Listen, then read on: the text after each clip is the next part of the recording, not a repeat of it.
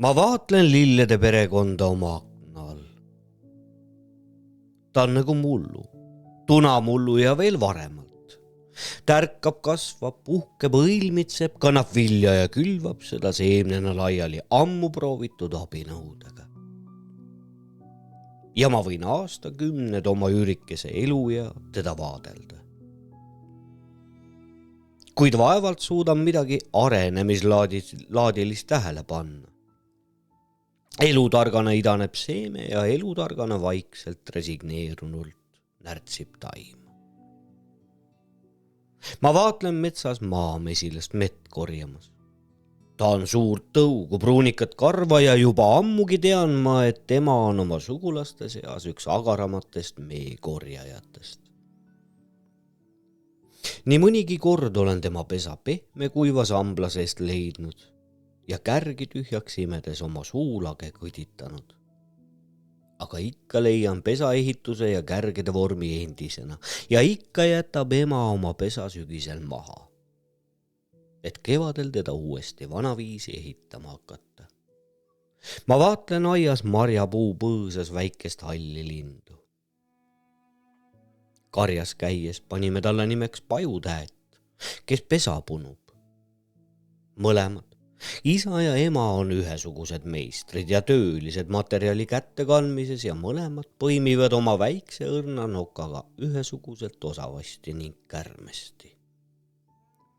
Kui nad kaugemale teekonnale lähevad, et mõnda kallist ja haruldast ehitusmaterjali otsida, astun ehitatavale hoonele lähemale ja silmitsen seda. Silmitsedes pean hinge kinni ja ei tihka ainustki oksakest puutuda, sest ma tean. Punutav pesa kannatab ainult vaatamist, mitte puutumist ja hingamist, kui tahad, et meistrid teda maha ei jäta. Minevase aasta pesa on kõrval põõsas. Ta on alles ilus ja terve väikse kohendamisega, peaks ta küllalt kõlbama, aga ei. Lind ehitab uue. Kuigi nii samasuguse ja sellest samast materjalist, millest minevalgi aastal. 10, 20, 15 ega 100 aasta eest oli lind niisama tark, nagu ta tänavugi on. Nõnda näen ja mõtlen mina. Inimene, kes uhke oma iseteadvuses, ajaloos, mälestustes, kuigi märkan, et mälestused harilikult petavad. Niipea kui aga iseenesest, oma perekonnast või seltskonnast rääkima hakkan, siis on mul varsti sõnad arenemine ja edenemine keelel. Ja mitte naljaks, vaid päris purutõsiselt tarvitan neid sõnu. Ainult ise ära likkudel, haruldastel silmapilkudel kipub kahtlus rinda. Ehk teen siiski nalja. Ehk teen ma teadvuseta nalja. Vahepeal saan posti kätte ja hakkan lehest lugema Riigiduumast, Baltimaa rahvasaadikutest, kuberneridest, Moskva rüüstamisest ja sõjapõgenejate väljasaatmistest. Sest ametniku arvates on lätlased Saksa tõugu ja juut on ikkagi veel ainult Kristuse tappija. Ja ma kuulen.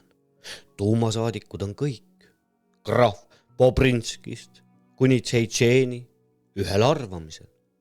Meil on kõik vanaviisi jäänud, ikka alles valitseb ametnikude omavoli, hooletus, oskamatus ja omakasu. Ikka alles sõdib ametnik rahvaga, ehk küll kõik peaksid sõdima vaenlasega.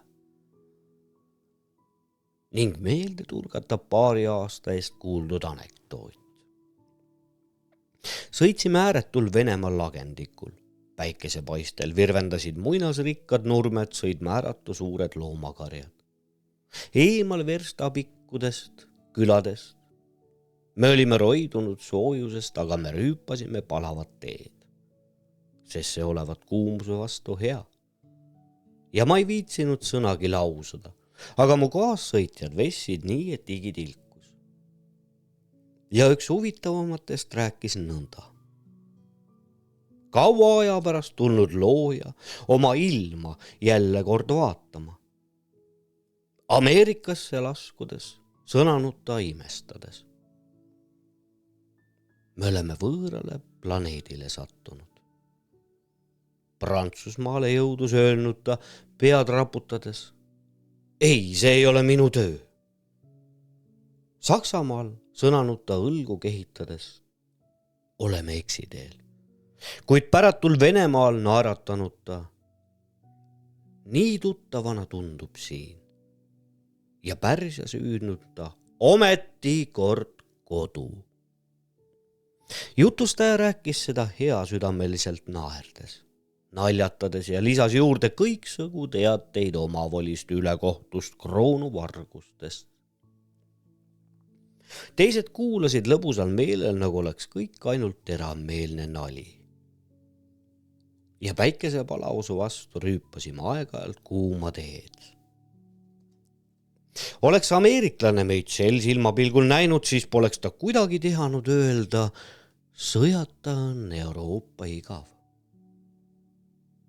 Tähendab, meil, Euroopas, võivad ka siis lõbusad päevad olla, kui sõda puudub. Muidugi mitte nii lõbusad kui praegu, sest leib läheb kalliks, viina eest makstakse hingeinde, raha on odav ja inimene ei maksa oma näruse eluga midagi. Õnnetule ameeriklasel on kõik vastu oksa. Dollari väärtus kerkib. Kulda voolab sisse, nii et ei tea, kuhu teda panna või mis temaga teha. Ja inimeste juurdevedu ähvardab Euroopa aadri laskmisel kahaneda. Me rändame Ameerika asemel taevariiki, sest seal ei nõuta üle läve astumisel teatud dollarisumma ettenäitamist ega ka jõukate sugulaste ning tuttava ülesandmist. Armas ameeriklane, sa pead lõpuks oma väravad omama hiinlastele ja jaapanlastele, vabaks läbipääsemiseks. Ja Lusitaaniat tohiksid ainult eurooplastega üle selle lombi tossutada, millele nimeks antud Atlandi ookean. Kuid ma kardan, et sa siiski iga laeva põhja minemisel igavalt kaua eurooplastega telegrammisid vahetaksid. Võta ometi meist eeskuju. Meie ei niitsatagi, kui mõni sõiduriist põhja puuritakse, ainult ajalehed peavad oma kohuseks tähendada. Arvatakse, et suurem hulk mehi hukka saanud. Või laeva vajumisel karjusid mehed, hurraa. Näed sa, mu armas ameeriklane, kui lõõritavalt meie elame.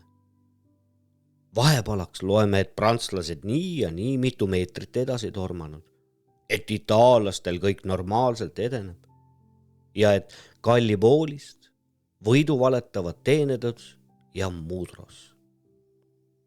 Ning uudisena kuulutame ilmale. Tapetakse. Niisugune on meie laul, meie nali, mis naeru ei kõdita. Pole aegagi naermiseks, sest korraldatakse ju abi andmist sõjapõgenejatele, asutatakse komisjone ja seltsisid, kogutakse raha ja metalle, mõeldakse hävitatud varanduse eest tasu maksta ning kubernerid saadavad sõjapõgenejaid välja. Tsensuurid paikavad ajalehti valgete lappidega, linnapealik vaatab rüüstamist rahulikult pealt ja sõjamoon jääb tempelmargi pärast valmistamata. Kuigi avalikult tema puudust toonitatakse. Ainult tuleliinil, seal võideldakse kangelastena ja surrakse suure ning rikka isamaa eest. Ning maid ja linnasid veetakse tühjaks. Kui hale naljakas on meie ilm. Aga ikka edasi vaatlen. Ja loen ma. Tuumasaadik raamat, jätnud esinedes selle ütlemata, mis meil südamel kipitanud. Ta kõne on ümmargune ja eluvärvita nagu ametniku nägu. Imelik kõne imelisel silmapilgul. Aga on siis raamat üksi selle kõne meister, Kus oli meie seltskond, mis tegid meie mitmesugused ringkonnad ja rühmitused tuuma kokkukutset soovides ja oodates? Meil peaks ju isegi üks poliitikapartei olema. Või on kõik vanaviisi? Meil puudub ühendus oma asemikuga. Nagu oleks ta mõni ametnik, kes ka tõsisemal silmapilgul kõige halvema naljaga toime saab. Naljakad poliitikaringkonnad ja rühmitused ja naljakad rahvaasemikud. Kel naermiseks mahti, see naergu. Oleme oma suure isamaa tõsised pojad, suu on meil enam kui parajal paigal, aga tegevusega pole vilunud, sest sellest puudus meil võimalus. Ja nõnda harjusime rääkima, võimalikult suure häälega ja paljude sõnadega rääkima ning plaanisid hauduma.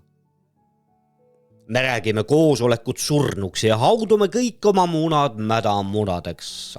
Meid haudujaid, meid targutajaid. Meil on poliitikamehi olnud, aga siiski pole osanud omale järeltulijaid kasvatada. Poliitikateadus oleks nagu ikka alles katekismusest võetud. Sul ei pea teisi jumalaid olema minu kõrval. Vaadake näituseks Eduerakonda ja tema ainukäskivat juhti. Mis on sellest erakonnast ja juhist saanud? Erakonnal puuduvad liikmed ja juhil käsualused. Aga mis kõige halvem? Erakonnal ja juhil puuduvad tõsised vastased. On see teie tarkus, on see teie kiidetud jõud ja energia, mis isegi vihkajaid ei suuda kasvatada? Ka kirjanduses haudume ja targutame. Kui palju on meil lubatud, tõotatud ja kui vähe tehtud? Terve rea võime mehi, isegi naisi üles lugeda, kes kõik teavad, mis ja kuidas kirjutada, aga kirjutajaid nagu polekski. Me parematki mehed kirjutaksid nagu ajaviiteks. Aga elu on üürike. Iseäranis meie oma. Noortest saavad siin enne aegu vanad. Ei ole aega noor olla ja ilutseda. Liig palju muresid, liig palju nõudeid. Oleme juba sündides pisut vanapoolsed. Aina õpetame, aina juhatame. Koolmeistrite ja köstrite õhkkond. Tahaks mõnatud vallatuid lapsi, tahaks üleannetuid, keda siunata. Millega me ärielus, igapäevases askelduses toime ei saa?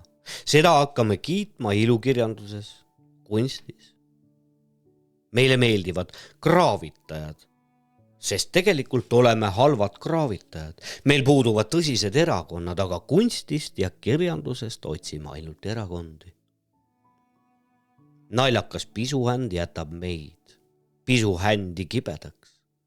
Ka selles kõiges oleme me suure isamaa pojad.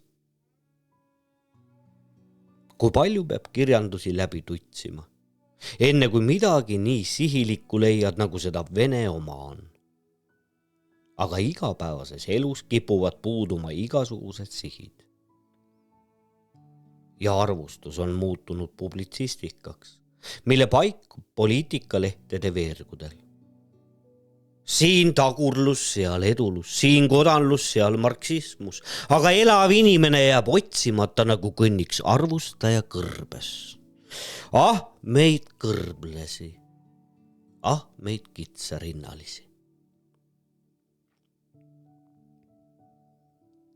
Ma vaatlen ja vaatlen ning ikka kaugemale libiseb mu pilk. Lõpuks jään seisatama sipelgapesa ees. Istun kännu otsa ja tunnen iseäralikku rahuldust väikeste loomade tegevust tähele pannes. Ei ma kuule jutukõminat ega keelepeksmist. Ainult kerge kahin puutub kõrvu. See on sõnatu töömüra. Väiksest august voolavad sipelgad sisse ja välja, siin on maa-aluste eluruumide õõnistamine, sest igal väljatulijal on suus valkjas liivaterake, mille ta teiste nii samasuguste juurde virna laob. millal saate te küll oma eluruumid, oma templid ja saalid valmis? Ehk jõuab enne sügise kätte. Näe, päike käib juba madalamalt, kaste viibib hommikul kauemaks, ööd venivad pikemaks ja linnuke virgub hommikuti tummalt. Aga nemad kannavad ja kannavad. Natuke maadpesast eemal on nad musta sitika kallale asunud. See kõnnib kui hiiglane, kandes 10 härjapõlvlasi oma jalgade küljes. Kuid sipelgatele tuleb vahet pidamata abiväge. Juba komistas hiiglane esimest korda. Nüüd tõstab ta tiibu, et lendu tõusta. Härjapõlvlased, põgenege, muidu kannab ta teid kaugele võõrale maale, kus puuduvad sõbrad ja sugulased ning kus ootamas inetu, ahne nälg. Aga ei, sitikas ei saa lendu. Võitlus kestab suurema ägedusega edasi. Ja mulle näib, nagu ei võitleks nad täna esimest korda, vaid nagu teeksid nemad tänavu sedasama, mis mullu ja tunamullu ülesandeks oli nende esiisadel. Mu sipelgad ja sitikad, miks te ei arene? Miks te ei edene? Meie inimesed õpime teist, aga teie teete, nagu meid poleks ilmas olemaski. Naljakad sitikad ja sipelgad. Anton Hansen Tammsaare aastal 1915.